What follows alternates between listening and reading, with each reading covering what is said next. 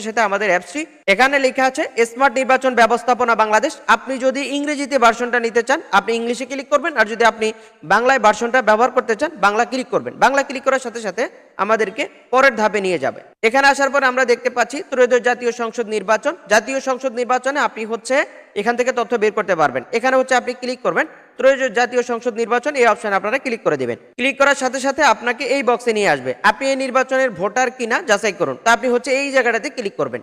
এখানে ক্লিক করার সাথে সাথে আপনাকে এখানে নিয়ে আসবে। যাদের এনআইডি কার্ড 10 সংখ্যার আপনারা 10 সংখ্যা লিখবেন, যাদের এনআইডি কার্ড 17 সংখ্যার সেটাও লিখবেন, আর যাদের এনআইডি কার্ড 13 সংখ্যার তারা 13 সংখ্যার সাথে আপনার জন্ম সালটা প্রথমে যুক্ত করে নেবেন। প্রথমে যুক্ত করে নিয়ে তারপরে আপনার 17 সংখ্যা হয়ে যাবে। এরপর আপনি জন্ম তারিখটা দিবেন। জন্ম তারিখটা দেওয়ার পরে আমরা নিচে দেখতে পাচ্ছি সার্চ বক্স, এই সার্চের মধ্যে আমরা ক্লিক করব। তো আমরা জন্ম তারিখ দিয়ে সার্চ অপশনে ক্লিক করলাম, সাথে সাথে আমাদেরকে এখানে নিয়ে আসবে। আমরা দেখতে পাচ্ছি আপনার ভোটার নং, তারপরে আপনার